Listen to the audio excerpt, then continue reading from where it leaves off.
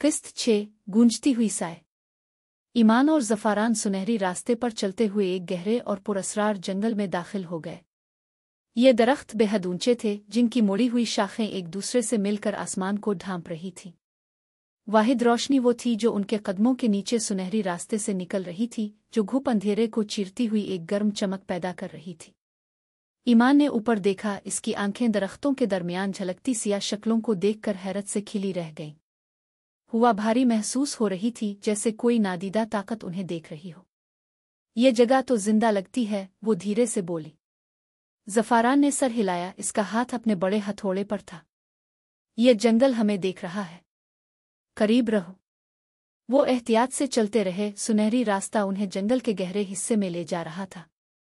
खामोशी को सिर्फ उनके कदमों की आवाज़ और पत्तों की मध्यम सरसराहट तोड़ रही थी। अचानक एक गहरे गरजदार आवाज़ ने दरख्तों के दरमियान गूंज पैदा की, जिसने उन्हें वहीं रोक दिया। ईमान ने ज़फ़रान की तरफ देखा, इसकी आवाज़ बमुश्किल सुनाई दे रही थी। ये क्या था? इससे पहले कि वो जवाब दे पाता, सायादार शक्लें इकट्ठी होना शुरू हो गईं, बड़ी भेड़ियों की मानिंद मखलूक में तब्दील हो गईं, जिनकी आंखें सुर्ख और रोशनी से जगमगा रही थीं।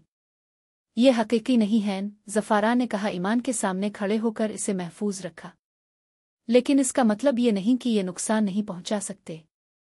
मखलूक उनके अर्द गिर्द घूमने लगी, उनकी गरज बढ़ती जा रही थी। ईमान ने सुनहरी टुकड़े को मजबूती से पकड़ लिया, जिसकी रोशनी उन मखलूक की मौजूदगी के साथ मध्यम हो रही थी। इसने गहरी सांस ली और खुद को संभाला। हमें आगे बढ़ना होगा, इसने पुख्ता लहजे में कहा। ये रास्ता ही हमारी हिफाजत है। ज़फ़रान ने सर हिलाया और अपना हथौड़ा चलाया, जिसके असर से करीबी मखलूक धोईं और साय में बखर गईं। वो दौड़ने लगे, सुनहरी रास्ते पर रहते हुए, जबकि मखलूक उनके पीछे लपक रही थी। दौड़ते हुए जंगल उन्हें घेरे में लेने लगा। दरख्त मोड़कर झुके और उनकी शाखें पंजों की तरह उनकी तरफ बढ़ने लगे। ईमान लड़खड़ाई, लेकिन ज़फ़रान ने इसे पकड़ लिया और दोबारा चलने पर मजबूर किया।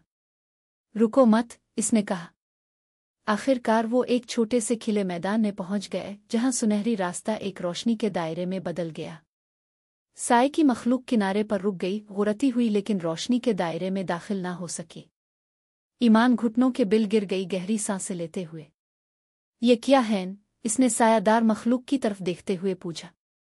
गूंजती आवाज़ें, ज़फ़रान ने जवाब दिया।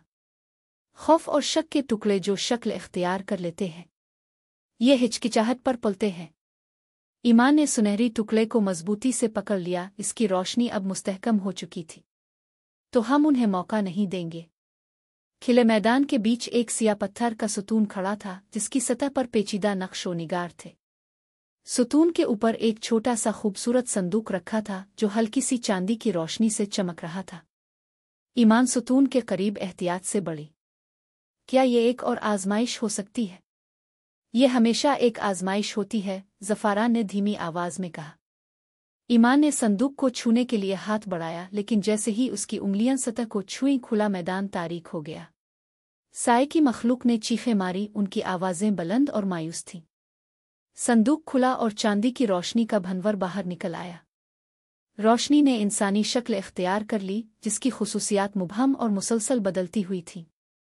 इसकी आवाज मैदान में गूंज उठी। तुम तवाज़ुन बहाल करने की कोशिश कर रहे हो, लेकिन क्या तुम कीमत को समझते हो? ईमान सीधी खड़ी हो गई, इसकी आवाज मजबूत थी। हम वो करेंगे जो ख्वाब चूर को रोकने के लिए जरूरी हो। रोशनी की शक्ल लरज उठी, इसकी आवाज नर्म हो गई। फिर अपने अंदर की हकीकत का सामना करो। चमकती रोशनी ने मैदान को भर दिया और ईमान खुद को तन्हा महसूस करने लगी। सुनहरी रास्ता गायब हो चुका था, इसकी जगह एक आईने का फर्श था, जो इसकी हर हरकत को मुनकिस कर रहा था। इसका अक्स इसे पुरसुकून लेकिन गैर मुतज़लज़ल अंदाज में देख रहा था। तुम किस चीज से डरती हो? अक्स ने पूछा, इसकी आवाज ईमान जैसी ही थी। ईमान कुछ लम्हे हिचकिचा, इसके ज़हन में ख्यालात दौड़ने लगे।